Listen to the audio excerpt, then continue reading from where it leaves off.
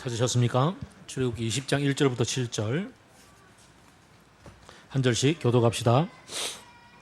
이 모든 말씀은 하나님이 하신 말씀이다.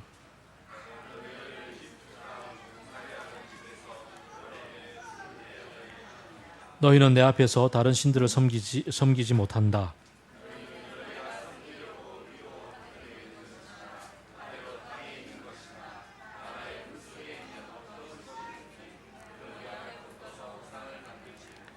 너희는 그것들에게 절하거나 그것들을 섬기지 못한다. 나 주 너희의 하나님은 질투하는 하나님이다. 나를 미워하는 사람에게는 그 죄값으로 본인뿐만 아니라 3, 4대 자손에게까지 벌을 내린다.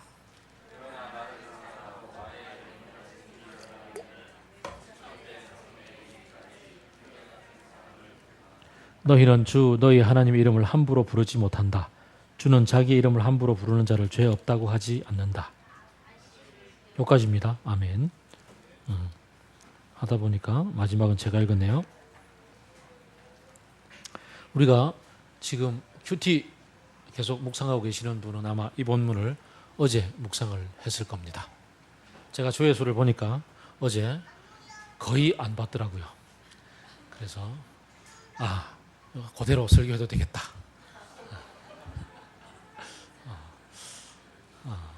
다행히 다 안 봤더라. 이렇게 하면 좀 이상하죠. 묵상 중에 십계명 정말 새롭게 다가왔었어요. 그래서 이 본문 우리가 함께 정말 나눌 필요가 있겠다 생각이 들어서 몇 주간에 걸쳐서 십계명을 좀 차근차근 이렇게 나누어 보려고 합니다. 또 여름 방학이라 다음 본문 시작할 때까지 잠깐 쉬어가는 코너 이 정도 되겠죠. 이스라엘을 이집트에서 이끌어내시고 3개월 한 반쯤 됐습니다. 그 홍해를 가르시고 이스라엘을 이끌어내고 나서 한 3개월 반을 광야를 지나오면서 참 많은 일들이 있었죠. 우선은 나오는 것도 쉽지가 않았죠. 10가지 재앙을 베풀었던 그때야 뭐 이스라엘이 당하는 거 아무것도 없었으니까 괜찮았는데 당하는 거 없었나? 있었죠. 하나님 섬기러 떠나겠습니다. 우리를 보내소서라고 얘기하는데 이른바 부화내동했다가 모세의 그 얘기에 가문이슬에 속아서 같이 뛰어들었다가 일만 더 힘들어졌잖아요. 그냥 지푸라기 그동안 잘 주던 거 지푸라기 없애버리고 그리고서는 더 힘들고 어려운 일들을 막 겪게 만들었습니다. 투덜투덜 불만들이 많았더랬습니다. 그런데 어쨌든 하나님은 고집 꺾지 않으시고 계속 모세를 보내시고 결국은 장자를 다 죽이고 그리고서는 하룻밤 사이에 떠나도록 만들었습니다. 장자를 죽게 만들었을 때 이스라엘 백성들 어떤 느낌이었을까요? 굉장히 겁났을 것 같아요. 하룻밤에 너희들 문설주에 양의 피를 발라야 된다. 바르지 않는 집은 다 죽는다. 지금까지 한 9가지 재앙들을 다 지켜보았던 이스라엘 백성들 하나님 벌 내린다 그러면 할 것 같거든요. 그래서 두려워하면서 하나님의 얘기 앞에서 그 문설주에 아마 피를 발랐을 거예요. 그리고 그날 밤에 엄청난 일이 벌어지고 그리고는 다 떠나라 그랬을 때 허겁지겁 챙겨서 길을 떠나는데 뒤에서 이집트 군대가 쳐들어올지 모른다는 불안감 아니나 다를까 날 새자 말자 뒤쫓아오는 그 군대 소리가 들리죠. 그리고는 앞에는 막막한 그 바다 엄청난 바다가 펼쳐져 있고 갈 길 없고 하나님이 그 가운데서 베풀어 주셨던 엄청난 그 홍해를 가르는 기적 그리고 그 속에 다 잠기는 엄청난 일들이 벌어지죠. 왜 그 반지의 제왕 보면은 그 요정이 그 주인공 그 말에 태우고 첫 편 장면에 보면은 막 달려가다 자기 마을 입구까지 가까스로 다다라서 그 물을 딱 건널 때 그 자기들이 뭔가 그 마왕의 군대들이 막 쳐들어올 때 물길이 그들을 삼키는 거 있잖아요. 그런 그 이상의 어떤 이미지들이 떠오를 겁니다. 엄청난 우리를 구해주신 하나님, 우리를 이렇게 구해주셨구나. 안도의 한숨도 잠시였는데 그 다음부터는 땡볕에 내리쬐는 햇빛 가운데 물도 없고 먹을 것도 없고 고생하죠. 뭐 보수적인 성경 해석에 따르면은 한 200만 정도 되고 보수적인 해석, 남자만 장정만 60만으로 해석을 하니까 중단 잡초까지 포함하면 200만이 되는데 그때 역사상으로 불가능한 얘기다라고 고정해 볼 때 그 군대 단위로 이 만이라는 해석을 한다면은 6만 정도에서 200만이 아니고 뭐 6만 정도 된다면 한 20만 명 정도 되겠죠. 더 합쳐가지고 그 정도면 될 것 같다. 20만 명이라도 엄청난 숫자입니다. 이 숫자가 텐트 들고 우양들 이끌고 같이 가고 있는데 그 속에 먹을 것 없고 햇볕 내리쬐이고 그 속에서 불평불만들 뭐 고기가 없다 뭐 그런 메추라기 주고 먹을 게 없다 그러면 만나 주고 물 없다 그러면 반석에서 물 나오고 이런 신기한 경험들을 하면서 가고 있습니다. 이게 3개월 반을 걸었습니다. 이 속에 그들의 마음속에 하나님이 어떤 분인가에 대해서 조금씩 새로운 어떤 이미지들이 떠오르고 아 이런 분이구나라는 얘기들이 좀 이렇게 자리가 잡히겠죠. 물론 하나님이 어떤 분인가에 대해서 좀 알아가기에는 조금 모자라는 시간이 틀림이 없는 것 같습니다. 그런데 모자라는다는 생각이 들어도 그 순간에 하나님은 이 백성들 전체를 딱 세워두고 지금부터 너와 나 사이에 새로운 어떤 관계를 좀 수립하자라고 이야기를 합니다. 좀 정리해야 될 필요가 있다는 얘기죠. 뭔가 관계를 딱 이 시점에서 멈추어 서서 정돈하고 가자라는 거죠.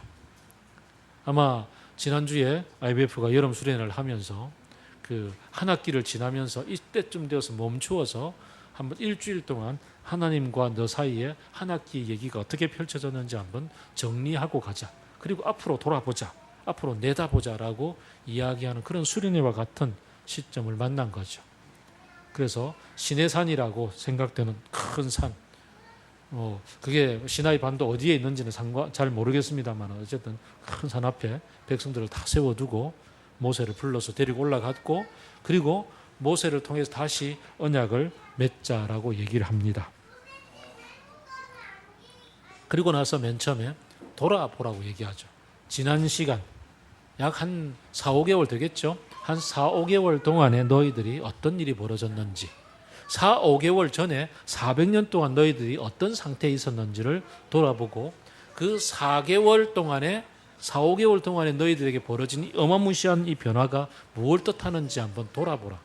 그리고 그 가운데 누가 있는지 생각해보라 라고 얘기를 합니다. 우리 인생 가운데 지난 세월들을 돌아보고서 그 가운데 중심에 서 계셨던 하나님이 있지 않았니라고 떠올려주는 수련회 마냥 그렇게 하나님은 당신 자신이 서 있었다는 것을 알려줍니다. 내가 너희를 이집트 땅에서 이렇게 이 과정 가운데서 이끌어내지 않았니? 너희들 이런 경험 해본 적 있니? 라고 물었습니다. 그러면 이제 내가 누구인지 대충 좀 알겠지.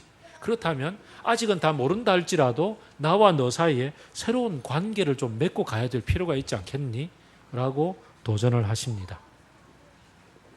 이 얘기를 그 당시에 굉장히 이스라엘 백성들이 적어도 장로쯤 되면은 백성의 그 부족 지도자들 정도 되면은 익숙하게 알고 있는 문화적인 어떤 양식으로 표현을 합니다. 그 당시에 종주권 언약이라고 해서 아마 이건 출애굽 당시의 얘기일 수도 있고 출애굽 기를 기록했던 후대의 얘기일 수도 있겠습니다만 어쨌든 이 독자들의 문맥 속에서는 당시에 그 지배 민족 혹은 지배 국가가 있으면 주변의 민족을 다스리잖아요. 그러면 이렇게 밑에 있는 봉신 국가들과 계약을 수립합니다.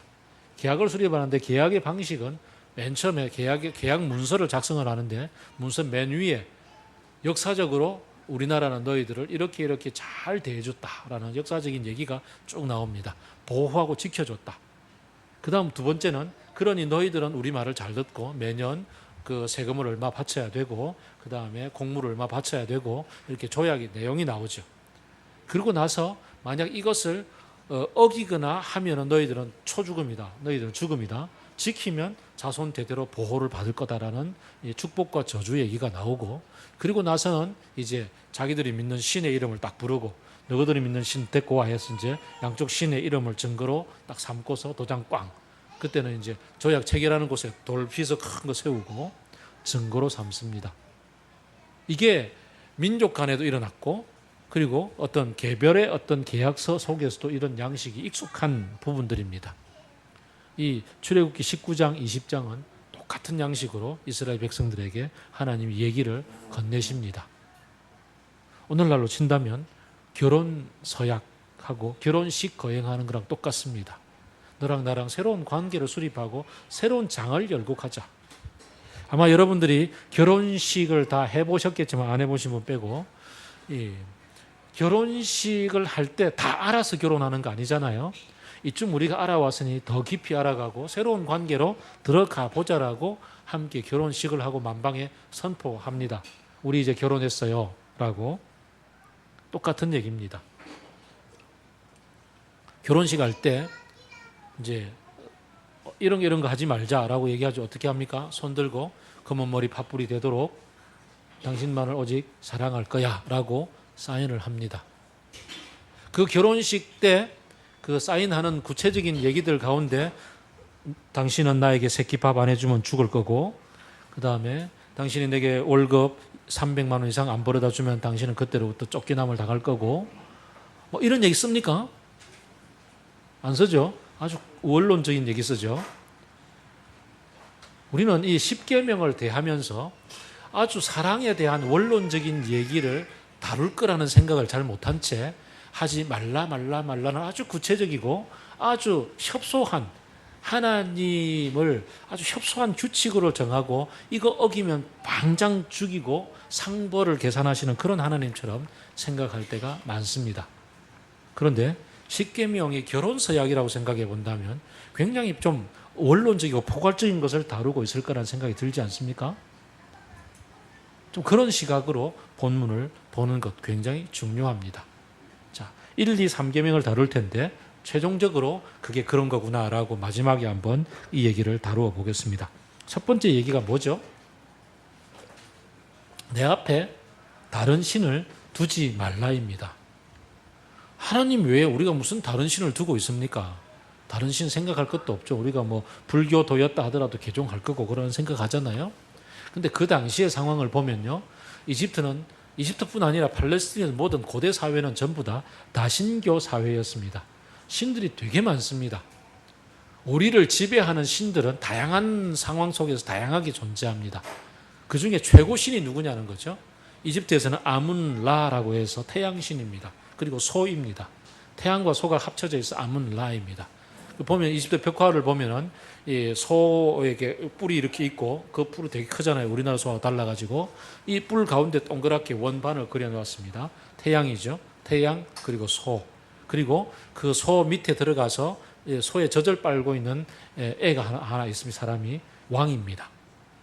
신으로부터 키움을 받은 신의 자식이라는, 신의 아들이라는 얘기죠. 그런 그림들이 있습니다. 그리고 그 밑에 보게 되면 줄 꺾고 그 밑에 신들이 또 있습니다. 그 밑에 신들은 바다를 지배하는 신, 그 다음에 또 대지를 지배하는 신, 그 다음에 번개를 지배하는 신, 뭐 이렇게 쭉 있습니다. 그리스 로마 신화를 보면은 왜 그 제우스 신 밑에 아폴론도 있고 뭐 쫙 있잖아요. 뭐 그런 것처럼 신들이 다양하게 존재합니다. 이스라엘 사람들이 그 다양한 신들 가운데서 지금 이 하나님이라는 존재를 어떻게 생각했을까?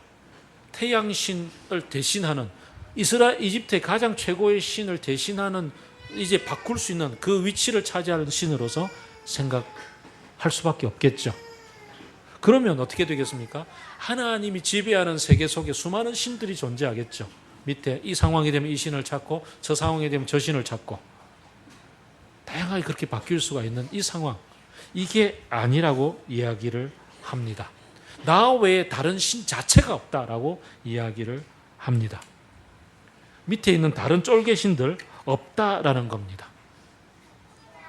제가 한 20년 전에 그 대학부 아이들을 데리고 인도에 단기 선교를 떠났었는데요. 단기 선교 가서 거기에서 그 크리스찬이라고 얘기하는 사람들을 많이 만났었어요. 우리를 데리고 안내를 해주는 크리스찬이 있었는데요. 그 교회에 열심히 출석하고 예배 잘 드리고 하나님을 잘 믿는다고 얘기를 하더라고요. 근데 우리를 데리고 힌두 사원에 갔는데 힌두 사원에 가서 설명을 하면서 힌두 여러 신들이 있으니까 그 앞에서 열심히 절을 하더라고요. 그게 이제 이유를 물어봤더니 같이 동행했던 선교사가 하는 얘기가 그래요. 이 사람은 워낙 힌두교가 워낙 다신교 사회라서 그 중에 최고 신 자리를 바꾸었을 따름이라고. 그래서 수많은 신들을 믿고 있다고 이야기를 합니다. 그래서 전도하기가 굉장히 쉽대요. 전도하면 잘 받아들인대요. 하나님이 계시다고, 하나님이 최고신이라고 얘기하면 받겠습니다, 믿겠습니다 한대요. 그리고는 하나님을 받아들이고 가보면 다른 신들도 되게 많대요. 이런 상황인 거죠. 그래서 나 외에 다른 신이 아무도 없다라고 이야기합니다. 굉장히 무서운 얘기인데요. 우리는 지금 인도 얘기하니까 여러분이 만면에 하고 이제 이런 얘기를 하는데요. 우리 자신들을 돌아봐도 똑같아요. 이 시대를 살아가면서 하나님만이 최고의 신이라고 우리는 잘 알고 믿고 있습니다. 그런데 상황이 되면은 그 상황에는 그게 최고라는 거 다 따라다니지 않습니까? 쇼핑센터에 가서 물건 살 때는 뭐가 최고예요?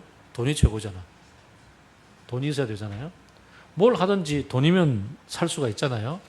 그러니까 이 시대를 살아가면서, 자본주의 사회를 살아가면서 돈이 지배한다라는 돈의 위력에 대해서 우리는 실제로 신의 자리에 놓고 살 때가 많이 있어요. 돈을 벌기 위해서, 그걸 해결하기 위해서, 또 미모가 최고다라고 생각하면서 미모를 가꾸기 위해서 얼마나 많은 돈을 투자합니까? 그렇지 않습니까? 뭘 바꿔야 되고, 관계의 힘, 관시가 중요하다고 해서 관계를 맺기 위해서 얼마나 많은 애를 쓰고 노력을 합니까? 하나님 앞에 기도하고 해결해야 되는 일들이 참 널려 있는 게 우리의 인생인데, 하나님께 기도하지만 그러나 실제로 그 자리에 가면 이게 해결해 주는 거야 라고 생각하고 그걸 믿고 달려갈 때가 되게 많이 있거든요. 그러고 보면 우리도 청청시하에 많은 신들을 두고 살아요.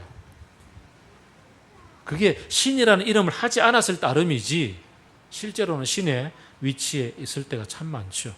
그래서 성공의 복음을 전할 때, 그리고 들어오면 나오면 복을 받고 보글보글 된장국거리는 무슨 신앙? 번영신학 이런 얘기를 할 때, 혹은 치유 이런 얘기할 때, 그럴 때 우리 모두는 다 그게 자연스럽게 받아들여지는 거예요. 기복적인 신앙들을 얘기하는 게 자연스러워요. 우리나라에 불교만 들어와서 기복적으로 바뀐 게 아니라, 그래서 왜 절에 가면은 맨 저 뒤에 가면 칠성각도 있고 삼신 할매 모시는 각도 있고 다 있잖아요. 불교도 기복 신앙으로 바뀌어서 여러 신들이 존재하는 것처럼 우리의 기독교도 여러 신들이 존재합니다. 기독교 안에 놀랍게도 그 중에는 목사신도 있고 그래요. 참 놀랍죠. 목사신.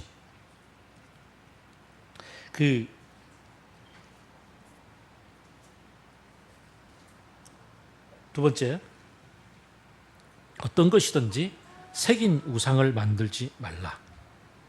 어떤 것이든지 새기지 말라. 당시에나 지금이나 신은 영적인 존재이고 보이지 않습니다. 눈에 보이지 않는 비가시적인 존재와 우리가 관계 맺는다는 것을 어떻게 알 수 있을까요? 어떻게 내가 알아차릴 수 있을까요?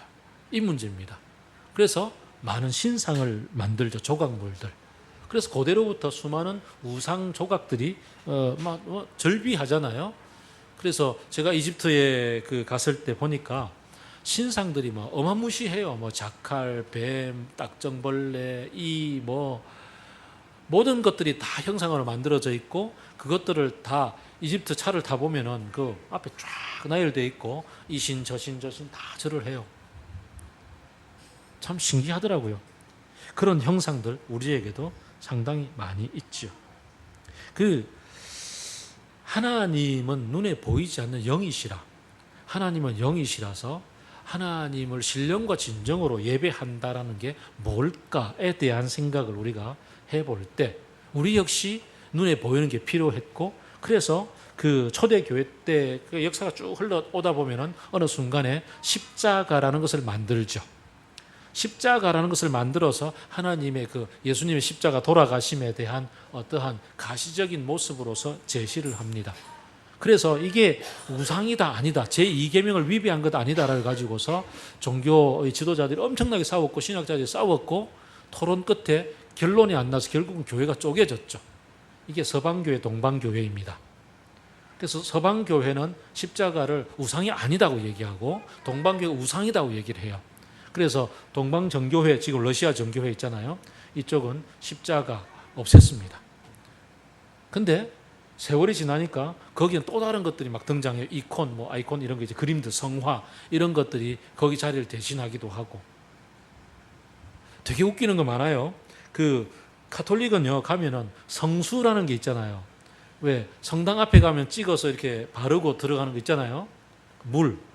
이게 이제 물두멍에 그 구약에 보면 제사 그 성전 앞에 물두멍에서 자기를 씻고 들어가는 것에 대한 어떤 그림이었었는데 이 성수를 가지고서 그 다음에 찍어 바름으로 깨끗하게 된다라는 이미지, 그 다음에 가시적인 이미지가 있어야 되기 때문에 연기, 출애굽기 19장에 보니까 연기가 나고 막 천둥치고 그랬잖아요. 이 연기를 가시적인 것으로 가져오기 위해서 그 신부님들 혹은 그 앞에 보면은 쫙 입장할 때 보면 쫙 이렇게 하면 연기 뿌리는 거 있죠.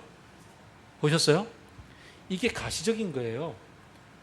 그리고 그 보면은 그 예배 중에 그러니까 가톨릭의 미사를 참석해 보면은 이 성찬 빵을 들 때 보면은 이렇게 쫙 들어 올리는데 이 들어 올리는 그 과에 광채가 쫙 빗나가는 이 그림이 그려져 있는 게 있어요. 이걸 들어요. 이게 왜 뒤에 후광이 빛난다는 거 있잖아요, 그죠?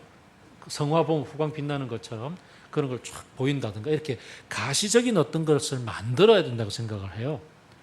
물론 그게 꼭 나쁘지는 않지만 그림 그렇다면 뭐 그림 다 없애야 되니까 나쁘지는 않지만 이게 어떻게 바뀌느냐고요? 가톨릭 신자들 중에서 어떤 사람들은 가면 교회당에 가면 성수를 떠가지고 병에 담아서 가지고 와요.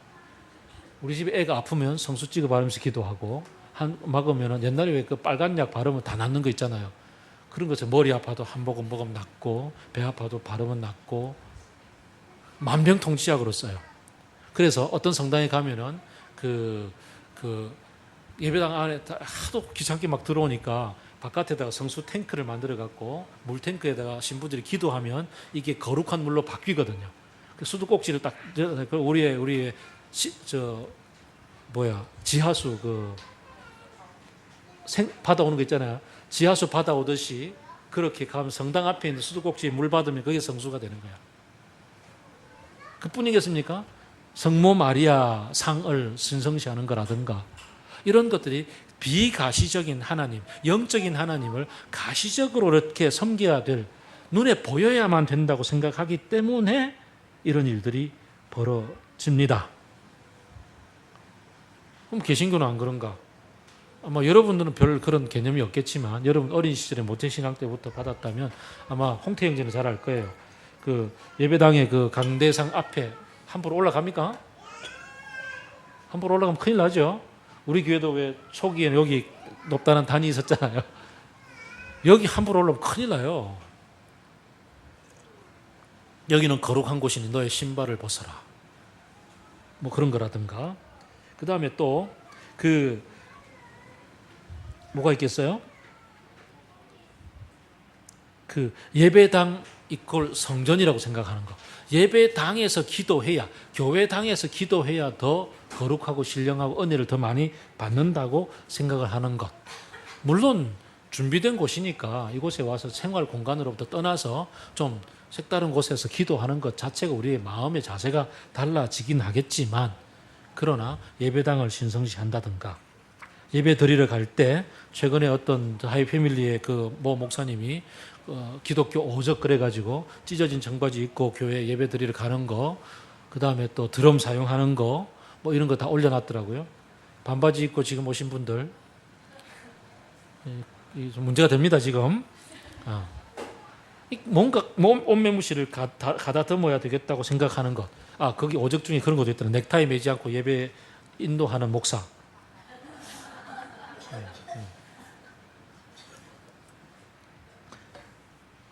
70년대 말에는 80년대 초까지 자매들이 머리에 파마하고 교회에 오면은 이거 귀신이시였다고 얘기했어요. 쫓겨났어요. 80년대, 90년대 드럼 사건도 있었고 이런 가시적인 것들이 있어요. 가시적인 것들 좀 문제가 됐죠. 그럼 우리에게는 하나님은 영이시기 때문에 영이신 하나님과 어떻게 교제할 것인가에 대해서 가시적인 어떤 것을 하나님과 동일시하지 않고 영이신 하나님을 만나서 교제 나눌 수 있는 것, 이게 뭔지를 알아차리고 경험하고 그리고 누려가는 것, 이게 중요하죠. 영이신 하나님, 영이시기 때문에 만나는 것 중요합니다.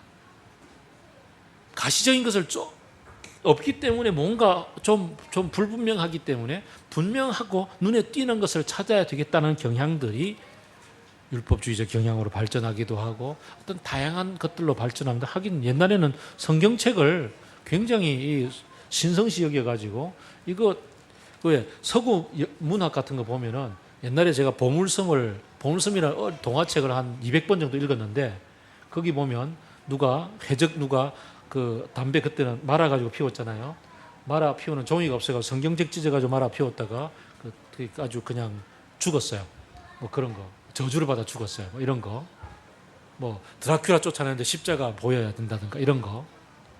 하여간 서구 문학에 그런 거 되게 많은데 우리에게도 있다라는 것들을 발견해낼 수 있어야 돼요. 영이신 하나님과 어떻게 교제할 것인가. 왜 그런가라는 얘기를 하면서 나는 질투하는 하나님이다라는 얘기를 하지요. 질투하는 하나님 얘기를 나누기 전에 세 계명부터 먼저 세 번째부터 가봅시다. 내 이름을 망령되이 일컫지 말라. 농담 따먹기 하지 말라는 얘기겠죠. 그죠? 예수 이름으로 농담 따먹기 하지 말라. 뭐 이런 거일 수 있겠는데 꼭 그런가? 사실 그건 별거 아니에요. 사실 우리 기독교인들이 하나님의 이름을 농담 따먹기의 대상으로 쓰는 거 친하면 그럴 수 있어요. 얼마든지. 그래서 제가 제 친구 목사가 어떤 한 교회 새로 부임을 해 갔는데 그곳에서 이 목사님은 자기가 기도할 때 자기가 늘 좋아하는 기도 방식이 주여 삼창하고 하는 기도였거든요. 주여 하고 같이 세 번 부르고 기도하는데 그 교회에 갔더니 그건 아주 정통 고신이라 그 주여 삼창을 하면 안 된다고 장로님들이 들고 일어났어요. 그래서 내가 이걸 어떻게 설명해야 되겠냐. 네가 내보다 똑똑하니까 내한테 좀 설명해달라. 성경적 근거를 찾아달라. 그래서 주여 삼창하는 거 성경적 근거가 있지. 복음서에 보면 나더러 주여 주여 하는 자마다 다 천국에 못 들어간다 얘기했으니 주여 주여 두 번 불러서 못 들어가니 세 번 부르는 거라고. 그랬더니 이 친구 제게 문자가 왔습니다. 너 죽을래? 이렇게 왔어요.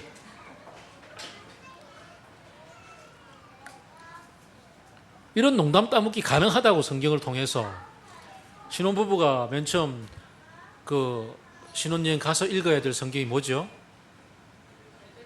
아니, 베드로 전서.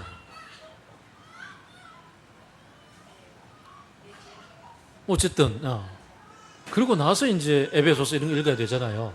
이런 농담 가능하다고요. 그러면 이 3계명의 진짜 의미는 뭘까? 이 3계명의 진짜 의미는 하나님의 이름, 그러니까 우상 2계명하고 연결돼요. 2계명은 눈에 보이지 않는 하나님을 보이는 어떤 가시적인 것으로 만들었잖아요. 거기에 비하면 3계명은 하나님의 이름 자체의 어떤 능력이 있다고 생각하는 거죠. 그래서 하나님의 이름을 부르는 것만으로도 뭔가 사탄이 쫓겨나가고 그 다음 치유가 일어나고 하나님의 이름을 부르는 것만으로 뭔가가 된다고 하는 것, 이게 주술적인 의미로 사용하는 것, 이게 바로 이 3계명의 의미입니다. 그 당시에 뭐 상당히 많이 있었죠. 하나님의 이름으로 저주를 하는 거라든가 뭐 저주할지만진이라는 성경 본문 있잖아요. 하늘의 이름으로도 뭐로도 저주하지 말라, 이런 얘기, 맹세하지 말라, 이런 거 있잖아요. 이런 게 다 여기에 해당되죠. 맹세의 근거들이 그 이름에 힘이 있다고 생각하죠. 그래서 그 이름을 가지고서 뭐 저주를 하면은 저 사람 죽는다든가 뭐 이런 거 있잖아요. 뭐 그런 것들 속에서의 해석이 될 수 있는 겁니다. 신적인 말씀과 주님의 이름을 동일시하는 것들 뭐가 있을까요? 귀신 쫓아낼 때, 뭐 혹은 축사 기도할 때, 방언 기도할 때 이럴 때 뭐 방언 기도해야만 그게 능력이 있다고 생각한다든가, 혹은 뭐 그다음에 예수 이름으로 명하노니 날 주여다 이렇게 있잖아요. 그것들 예수 이름으로 이렇게 이름 목소리 바꿔가면서 하는 거 있잖아요. 꼭 그 말을 해야 된다고 생각하는 것. 물론 주의 이름으로 기도하는 자마다 얻음을 얻는다 말씀이 있잖아요. 주의 이름은 주님의 그 행하신 일들과 주님의 사역, 십자가의 죽으심과 부활에 근거해서 주님의 능력을 믿는 믿음에 근거해서 기도하기 때문에 이루어지는 거예요. 그런 내용이 있습니다만 그럼에도 불구하고 그것을 기계적으로 사용할 때 일이 벌어진다고 생각하는 것. 이게 3계명의 문제죠. 대표적인 것들, 3계명을 위배하고 있는 우리 대표적인 것들이 주기도문을 사용하는 방식입니다. 우리는 지금 예배 때 대표 기도를 주기도문의 내용을 따라서 우리가 우리 말로 바꿔서 우리 내용으로 바꿔서 하잖아요. 이건 정말 기도 드리는 거잖아요. 근데 여러분이 전통적인 교회에서 주기도문 언제 주로 외웠죠? 목사님이 안 계신 예배를 마칠 때 주기도문으로 예배를 마치겠습니다 라고 하죠. 그때는 대부분 기도가 아닌 주기도문에서 가운데 기도를 빼고 주문으로 쓰죠. 기도 예배를 마치는 주문으로 쓴다고요. 그 다음에 또 어떤 게 있을까요? 주로 그 목사님께 기도 받으러 간다라고 얘기할 때 흔히 어른들 그런 얘기 하죠. 기도 받으러 갑니다. 누구에게? 목사의 기도. 물론 그 야고보서가 얘기하는 것처럼 그 장로들을 청하여서 병이 났거든 장로들을 청하여서 기도하라. 엘리야는 그 사람이었지만 그가 기도하였은즉 3년 동안 비가 안 왔던 게 비가 왔다. 그래서 그 주님을 열심히 찾고 기도하는 사람들이 간구하는 그것을 하나님이 잘 들어주신다는 사실은 관계 맺음이니까 하나님과 깊은 관계를 맺고 있었던 사람들과 더불어서 삶을 나누고 기도를 요청하고 기도할 때 하나님은 더 잘 들어주신다라는 상황적이고 예증들이 많이 있습니다. 그러나 반드시 어떤 계급에 있는 사람의 기도를 받아야만 한다라고 생각할 때 그것 역시 그 기도를 주문으로 사용하는 거고 예언 기도 받으러 간다 이런 사람들 종종 있잖아요. 그것은 그 예언을 하시는 분들을 무당으로 만드는 경우가 됩니다. 또 있죠. 그 고린도후서 13장 13절 주 예수 그리스도의 은혜와 아버지 하나님의 사랑하심과 성령의 교통하심이 너희 무리와 항상 함께 있을지어다. 언제 쓰죠? 예배 마칠 때, 목사님이 계신 예배를 마칠 때 항상 축도로 마치죠. 이 축도는 누가 해야 돼요? 목사님만 해야 돼요. 그래서 우리 교단에서 어떤 강도사가 감히 겁없이 지가 예배 마치면서 그걸 해버렸어. 그것도 손을 들고. 그래갖고 이제 난리가 났지. 당회가 열렸어요. 치리를 하겠다 말이 됐죠. 그래서 이제 아니 이거 말씀인데 말씀대로 한데 어떻게 안 되냐 해서 이제 그래 말씀이니까 국가인 됐다. 근데 네가 왜 손을 들고 기도했냐? 손을 든 것은 목사만이 할 수 있는 거다. 그래야 치리를 해야 되겠다. 그래서 이제 이 강도사가 얘기를 했죠. 아니 기도는 눈 감고 해야 되는데 당신은 왜 눈 뜨고 내 손 든 거 봤냐고. 너 기도 안 했잖냐. 그럼 너 치리할 자격 없다. 그래가 넘어갔대요. 웃거나 말거나 어쨌든 믿거나 말거나인데 이런 거 역시 주문으로서 어떤 이 기도는 누가 해야만 된다고 생각하는 경향성들이죠. 어때요? 우리 생활 속에 녹아 들어있는 이 하나님과의 관계를 잘못 맺고 있는 방식들이 되게 많죠. 어떤 영험한 특별한 뭔가 우리를 초월한 누군가가 우리의 삶 속에 내가 필요로 하는 것들을 도와주거나 액막음해주거나 어떤 뭔가를 해주게 하기 위해서 내가 사용하지 말라는 얘기죠. 뛰어난 그분을 청청시야에 두고서 다른 신들을 부르고 그도 한 신의 존재로 생각하지 말라. 또 눈에 보이지 않으니까 가시적인 뭔가를 만들어서 내가 뭔가 에너지를 받고 내가 뭔가 해결함을 받는 수단으로 쓰지 말라. 그럼 뭐 하라고요? 나는 너희를 이끌어낸 하나님인데 이런 거 하면 너희 죽어. 3, 4대까지 죽여버릴 거야. 왜? 난 질투하는 하나님이니까. 여기 핵심이 있습니다. 하나님 1, 2, 3 계명을 주신 이유가 뭐냐고요? 나는 너희와 관계를 맺고 싶어. 난 너희 사랑해. 내가 너희를 사랑하기 때문에 이끌어내었고 너희와 사랑의 관계를 누리며 살고 싶어. 그리고 내가 너희들 앞에 최고가 되고 싶어. 너희들은 나 말고 다른 거 생각하면 안 돼. 나 그러고 살고 싶어 라고 이야기를 하시는 거죠. 굉장히 엄격한 것처럼 보이는 이 1, 2, 3 계명, 우리의 종교 생활과 관련해 보면 굉장히 왜곡된 것들이 많은 이 계명, 이 계명을 주신 가장 중요한 이유는 뭐냐면 난 너희들과 사랑하며 사랑 나누고 살고 싶다고, 너희들 앞에 내가 나만 있고 싶다고 얘기를 하죠. 제가 알고 지내고 또 배부의 친구로도 지내는 그 저보다 몇 살 어린 그 친구이자 지인이 얘기를 하셨습니다. 자기 아내가 그 전인권 빠라고. 그래서 작년에 그 전인권이 그 선거 기간 중에 지난 5월 4월인가 선거 기간 중에는 부부가 갈리었다고. 자기는 문을 지지하는데 이 전인권이 그 안 캠프에 가서 노래를 불렀다나. 그래서 자기는 안을 찍기로 결심했다고, 아내가. 그러는 통에 부부가 이혼 직전까지 갔다고.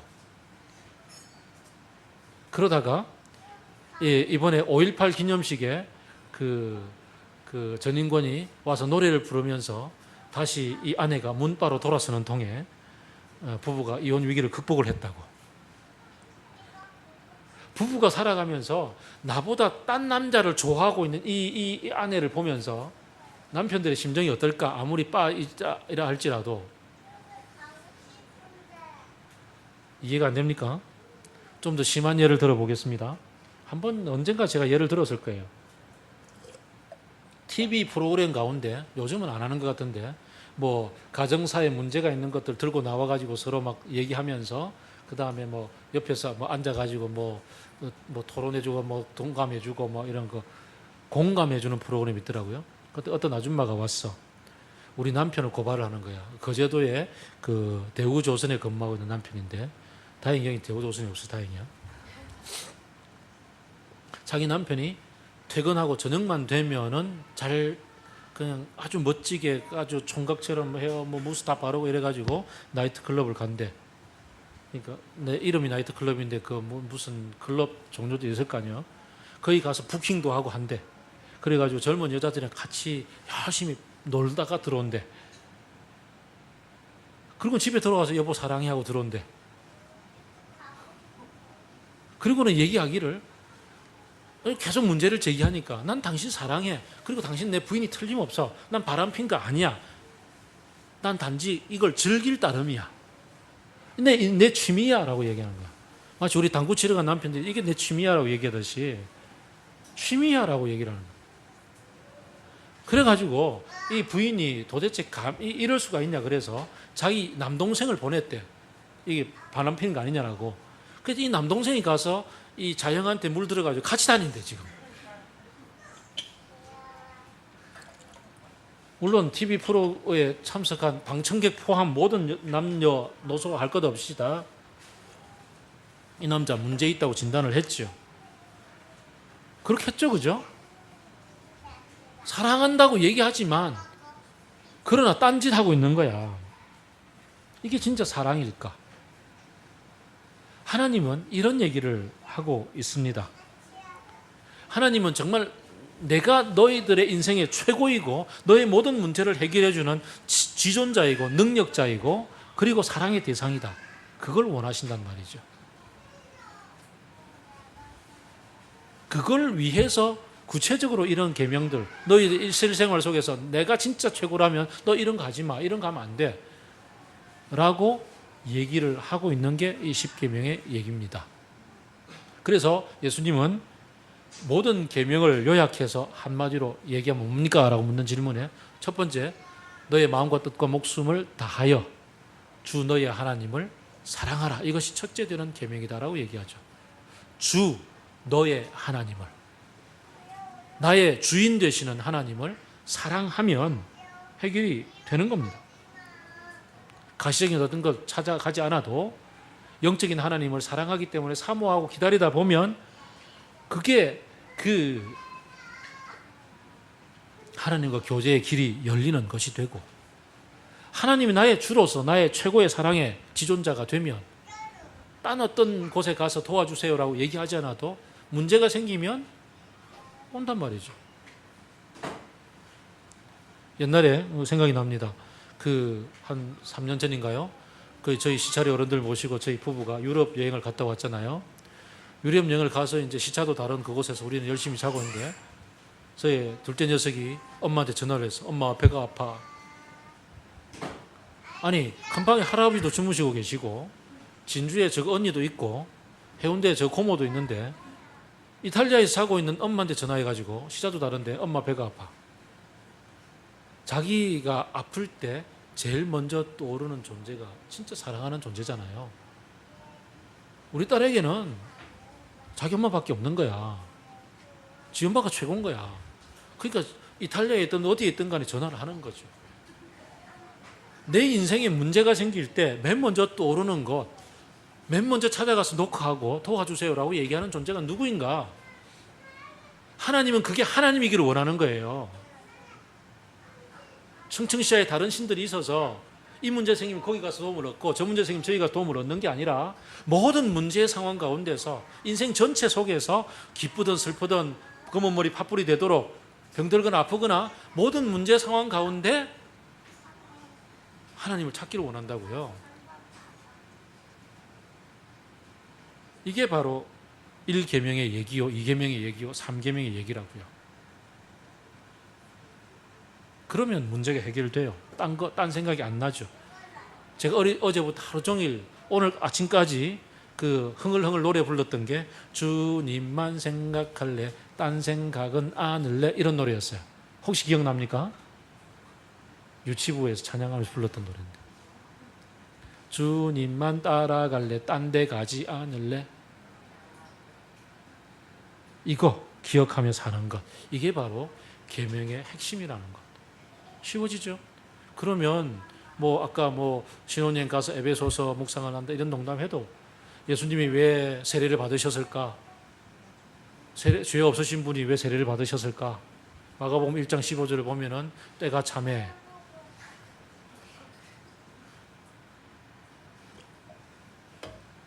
이런 농담을 해도 된다고. 이게 그 3계명 망령되 읽었지 말라에 해당되지 않는다라는 것들. 좀 자유롭게 살 수 있어야 돼요. 이 자유로움 속에서 하나님을 사랑하는 마음이 있다면 당연히 1, 2, 3계명 긍정적이고 적극적으로 따르고 지키고 있을 거라고요. 다시 한번 우리가 우리의 삶의 현장에서 삶의 실제 생활 가운데 나는 주님 외에 딴 생각하지 않는가, 주님만을 생각하는가 한번 돌아봅시다. 여러 예들을 들었습니다. 1계명 나 외에 딴 신을 두지 말라. 정말 구체적인 문제 상황 가운데 주님에게 가서 매달리고 해결책을 찾는가? 죄를 지었던 상황이든지 정말 답답하고 힘든 상황이든지 짐 싸들고 가서 그냥 일주일 그냥 금식 기도를 한다 할지라도 주님한테 가서 해결함을 받아야 되겠다고 생각하고 주님을 찾는 건지, 아니면 딴 길을 가고 딴 해결책을 찾는 게 익숙한 건지, 아니면 눈에 보이지 않는 하나님 잘 모르겠어. 일상에서 보이는 어떤 것들 가운데서 현혹당해서 이게 신일 거야, 여기 하나님 있을 거야 그렇게 흔들리고 사는 건지, 아니면 정말 주술적인 어떤 것들에 현혹되어서 살아가고 있는 건지 돌아볼 일입니다. 기도하겠습니다. 주님, 당신만을 생각합니다. 주님, 당신만을 사랑합니다. 주님, 당신만이 나의 주인이십니다. 라는 고백을 다시 한번 같은 목소리로 올려드리겠습니다.